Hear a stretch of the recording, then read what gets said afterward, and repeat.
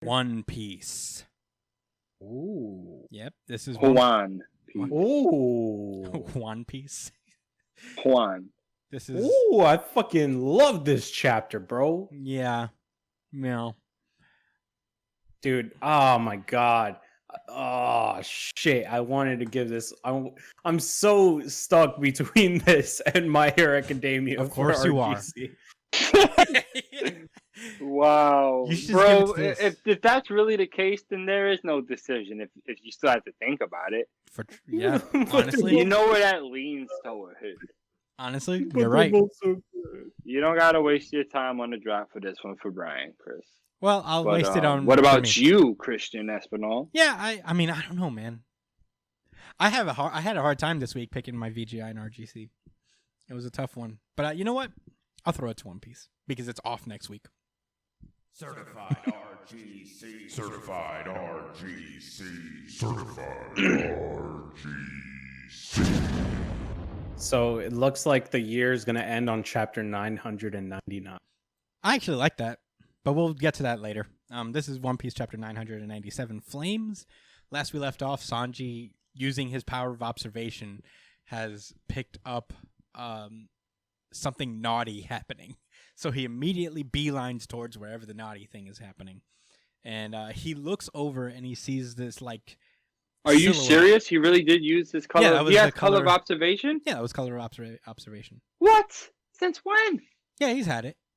I think it was shown last chapter. Yeah. We're not really 100% sure, but it looks like he used it. Yeah. Because he heard voices? Yeah. No, because he heard a woman in trouble. I think Sanji generally does have it. I think Zoro and... I think he heard it. I think Zoro and Sanji heard it. No, because nobody else heard it. Like it's still pretty to like we're still not 100% sure it was observation hockey, but it might be implied that I think it's assumed that both at least Zoro and Sanji have both like at least the armament and the color observation. I always assumed for sure armament absolutely was Zoro, and I guess to a lesser extent Sanji, but we've seen it, right? He could kick really hard and kick anybody. Yeah. But I don't know about observation, bro. That's a really strong skill. I mean, I guess we haven't seen them get into super serious fights, but yeah, I would say. You know what I'm thinking? I'm thinking that Zoro's gonna get conquerors, and Sanji's gonna have observation. Like I don't know about that. I think Zoro for sure is in line for like conquerors, but I think Sanji has it, but it's probably not that strong because he hasn't used it a lot, and it makes sense. No, that was definitely observation hockey because, like, definitely, bro. Come on. Yeah, it was definitely it. Because if you look at the end of that chapter, he like closes his eyes and focuses, and like it's clear that he's the only one who can hear it. Yeah. Well, anyway, Sanji finds he sees the silhouette of the famous sexual harassment technique of the land of samurai. The famous. Where it's literally like the powerful man tugs on the sash of a helpless woman so that and with each spin she's not just losing part of her cloth, the cloth that covers her body, but she's losing herself. And then he can't stand this, so he just springs into action to try and save her, and he gets caught in a web. It was all a ruse the entire time. And it was actually two of Kaido's henchmen that string him up and bring him over to Black Maria, who is like giant, standing over him or lying down next to him, is like, I happen to have a soft spot for boys with rough edges. Do you like me too? And Sanji looks up like, don't insult me. You want the truth? The truth is, I love you. Well, I don't know how Sanji's going to get out of that situation, honestly. Yeah, he's going to use his observation hockey. That's what he's going to do. I mean, we find out in like this moment where Luffy and Jinbei are alone. So they're like, wait, where did Sanji go? And Jinbei's like, I don't know. He just rushed off. So they didn't hear it. Sanji did. It had to have been color of observation. Yeah, it was observation hockey, I'm pretty sure. Or maybe because it was females. Maybe. Maybe That he can just only heard hear. think- he was no, that much that's- of a thirst bucket. No, that's what activated it. I Mhm. think is that it was a woman in trouble, and Yeah. that's what activated his observation. That's really funny. Yeah. Okay, so we cut over to these two big henchmen of two headliners for Kaido's crew. Poker. Bro, the one on the right. My favorite part, I gotta say this. My favorite part about the smile fruits is that they're a genuine inconvenience on whoever has them. Like, you can see the girl who has the gorilla smile fruit is just looking up at her gorilla, is like, stop dropping banana bits on me. Like, And they're they're all- whole sentient gorilla that's eating its banana because it feels like it. yeah. Not a single one of these guys have been useful to Kaido at all, though, either. I mean, And they're all mad cocky, yo. yeah, no, Poker is like, yo, Luffy's coming this way. What easy money? Yeah. He's 1.5 billion berries. That'll more than make up. I can't wait for my promotion. I might as well just He started, bro. He started this. You talking about the same kid that started the Paramount War, my nigga? You kidding me? In what world did you think? Who is this nigga? Poker? I've never. Yo, I think that's the point of it. Is that the like nerve, man. I think that's the point You of the a joke is that goon, they're bro. so. You was a lower level goon, my nigga. Yo, stop it. Your lieutenant can't even keep a smile gorilla under control. Yo, the nerve, man. Oda's a funny guy. My favorite No, these part are the is- final bosses of this arc. My favorite part Oh, is for that sure. they're waiting directly for Luffy to show up because this staircase, like he has to use this staircase to go up, right? But then Luffy gets called over by the samurai, and they made a handmade ladder to the next floor. So he just never shows up at the staircase, and they're just still waiting. Like, where did they fucking go? Oh, I didn't even notice that actually. That's really funny. Yeah, that was awesome. By the way, I just want to state this now. That means with this ladder, that leaves 3 chapters before Luffy reaches Kaido. Yeah. Because he's gonna have to go through 2 half levels and 1 final level. Yeah, I mean, that would be cool if he can time it that way. I'm pretty sure he can. But meanwhile, back at the performance floor, oh man. Big Mom heads up towards the roof. There's a big crater in the roof that leads directly to the top where Kaido is, so she goes through that. Zoro notices her leaving. Everybody's thrilled she's gone. Everybody's like, thank goodness that hag is leaving. I thought she was going to wreak havoc. And as Zoro's looking up as Big Mom flies away, he notices something fall from the roof. And at that moment, Zoro just like looks left at the fucking Ice Oni, looks right, and there's just like nonsense with Queen and everything else. He looks over at Drake and Apu having a genuine battle to the death. Genuine. This is their one-on-one, actually. Yeah. We're just not seeing it. And then Zoro's like, what the fuck am I doing here? And then he just one-shot Scratchman Apu. Oh shit! Yeah. Word up. Yeah. Big boy damage. Just like one shots Apu. Can't Drake. believe it. He thought he got slashed. Yeah. Drake is like, what? Said, am I going to separate in 2 seconds? Is it one of those? Is my dinosaur ass safe? Yeah. Anyway. The antidote for the Ice Oni just falls directly into Zoro's hands. And then he goes over to Chopper. Is like, I got your shit. Can I go now? And Chopper's like, yeah, I'll figure out the rest. And in this cool little moment, like Chopper's like, yeah, I already figured out how the virus works. And Zoro's like, I knew it because you're my little brother boy. And then he fucks off. And Chopper gets on a stand. He looks at everybody. He's like, use fire on the Ice Oni because this virus lives in obviously cold environments. And I'm like, oh yeah, duh. That makes sense. So basically he's going to use the little antidote that Zoro gave him to make more antibodies for everybody, friend and foe, because Chopper is a doctor and he feels he saves everyone. He does no harm. That's It's real cool. Hell yeah, doctor. and Queen looks down like, stupid fucking reindeer raccoon thing. Stupid fucking reindeer. And then he looks at Apu. He's like, "You too, Apu. Don't think I didn't see that." Right. Yo ass lost, and I told you I was gonna kill you. Right. Yeah. I mean, I can't. Sometimes I can't stop thinking about that moment. It's called partner, but it should be called gangster time. It's too much. So he does that, and then Zoro's not done because then he just cuts this fucking Ice Oni machine gun, and he straight up just tells everybody what we're all thinking. He's just like, "Yo, this is fucking dumb. I didn't come here to play around and play tag with these little henchmen.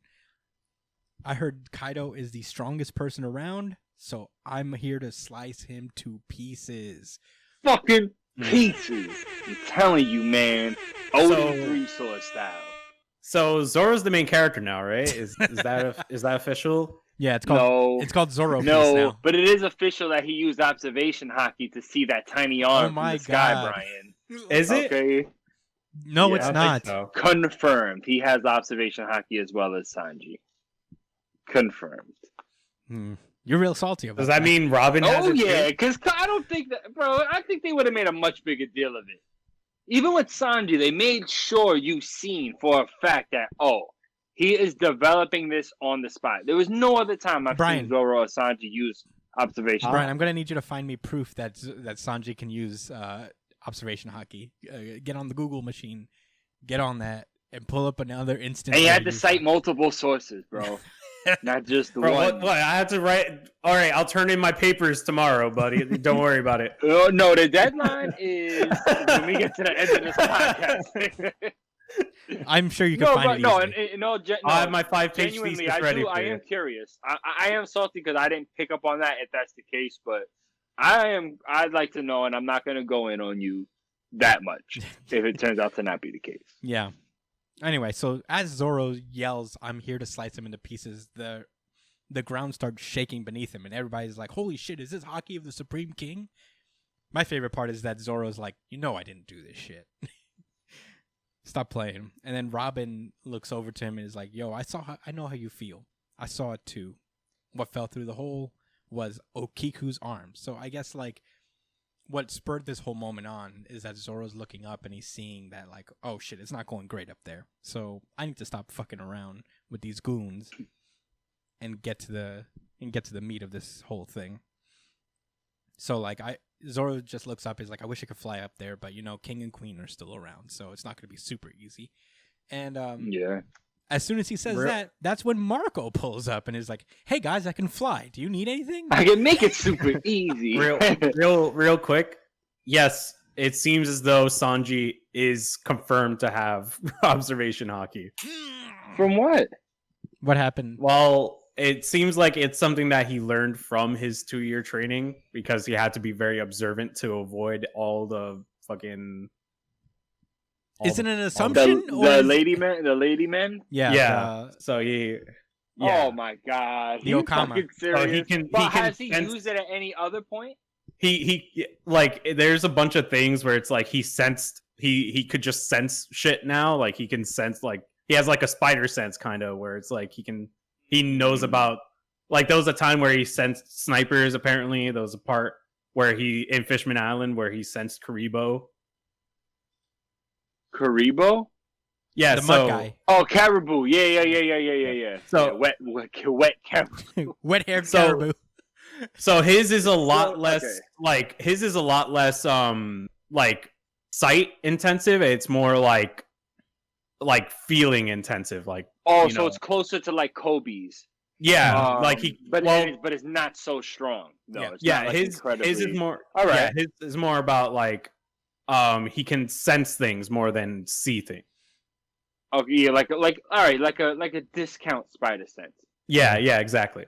I would say Almost that's like kind of a weak connection to the force or something. Okay, all right, that's actually pretty cool. I'm happy for Sanji. there are people. Little sad for me, but for not noticing. But Yeah. There are Yeah. people who like in that moment where Zoro cut Mr. One to having like observation hockey. I think that's very conducive to Sanji because he's always sneaking around and he's like the covert one that has a lot to do with observation, right? So it makes sense that like we had these little moments for both Zoro and Sanji where they displayed hockey powers before we even knew what it was. Yeah. But I guess like I mean I only assumed because like at that point at the 2-year time skip, I figured at least Zoro and Sanji would come back with hockey mastered, especially since Ivankov can use it, and Yeah. I don't see why he wouldn't teach Sanji. But in any case, Yeah, for sure the armament one. Yeah. And then, the other one would have just been a nice little. I'll tell you this, my last thoughts. I'm not a big fan of everyone having like, these same abilities. I guess it's kind of cool since they do kind of express themselves in different ways, but you could only change it up so much. I'd rather more of the crew have a little piece of that than just, have most of these powers included by like the top 3. Because I think Zoro's just fine without the like observation, and I think Sanji's fine without Emperor Hockey. I like it. I'm not mad.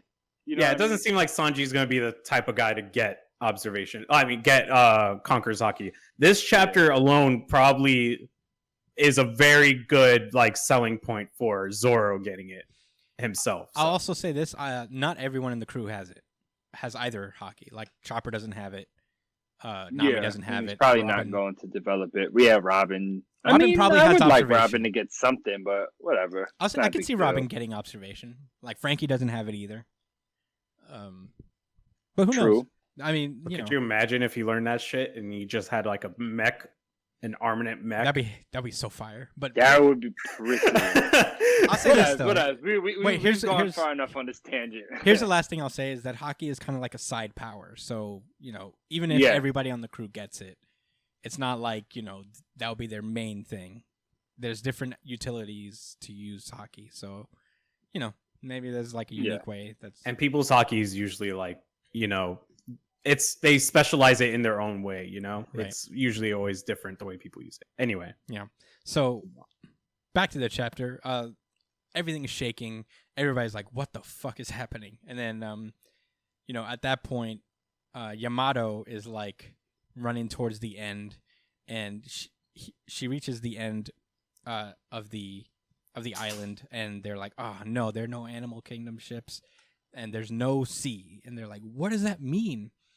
And Yamato knows what time it is because she's like, "Shit, I was too late. There's no sea to escape to anymore." What's happening is that dragons fly through the air by something called flame clouds, meaning Kaido sent Onigashima itself aloft. He's going to move the entire island to the flower capital. Ooh-wee. Pretty hardcore. Yeah. It's pretty intense. This is kind of similar to the Strong World villain's power, where he can like lift islands. He did that with his magnetism power, didn't he? With his he had like a float ability. Yeah, he had a float ability where he levitated inanimate objects. He can't really do people, but this was different though, bro. It was just different. this is just how dragons are. Yeah, they can just do this, bro. And he ate the dragon fruit, so there you go. Real quick, I love it, man. He never. It's like he explains the stuff that needs to be explained, and the stuff that doesn't need to is just like. It just makes sense. And let your imagination run wild. I'm not saying like it's the soap lady.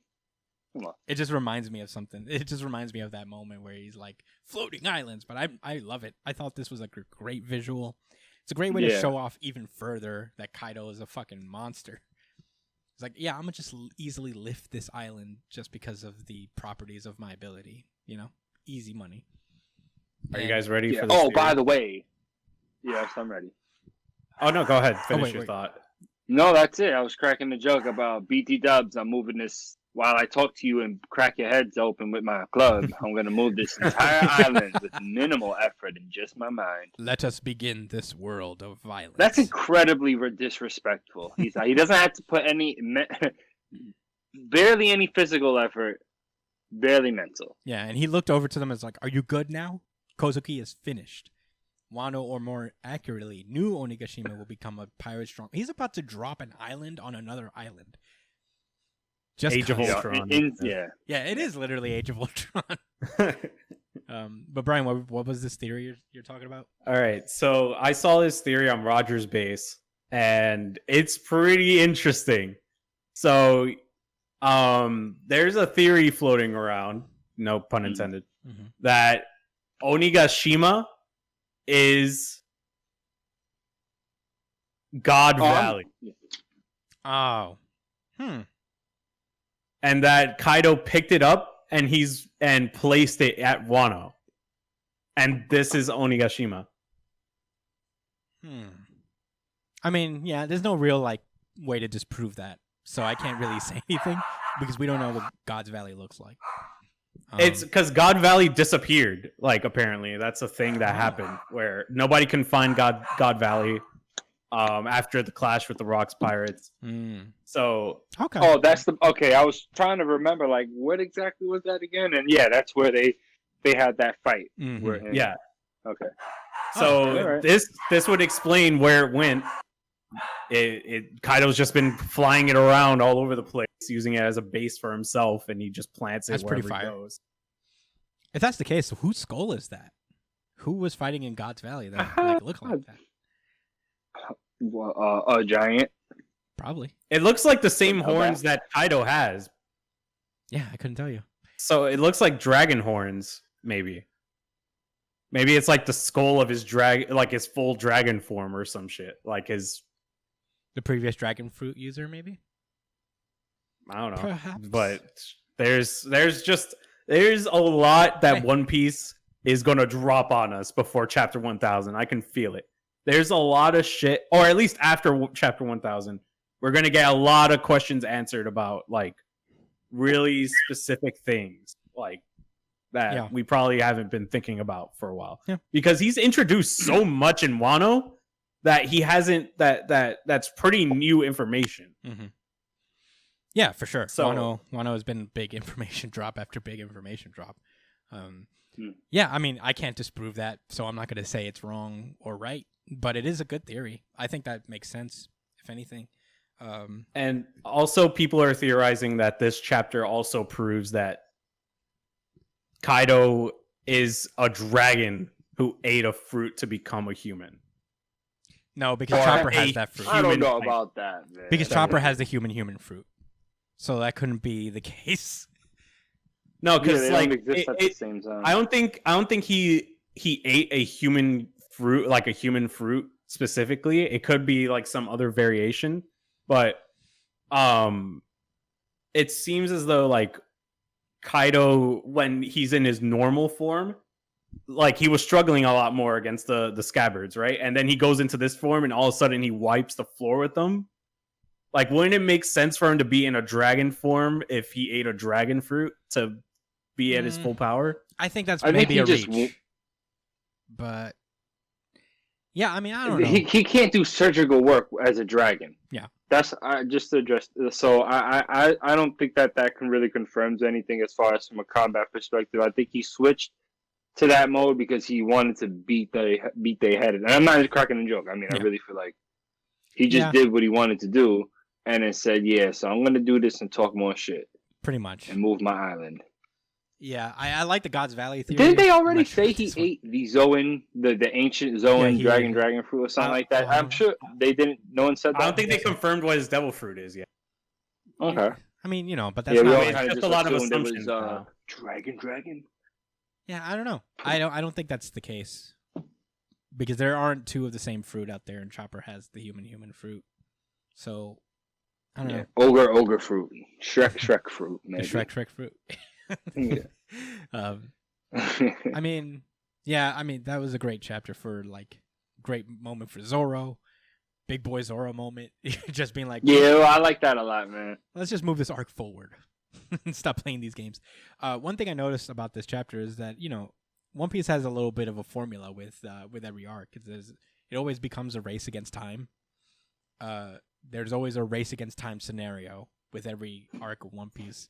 You know, with the bird cage, the bomb that was going to go off at Alabasta, the Maxim reaching the bell in Skypiea, and now it's the floating on island going over to the flower capital and dropping on him. You know, they had Noah's Ark and Fishman Island. It's always a race against time. That's interesting. But yeah, that's all I gotta say. One Piece was awesome, as usual.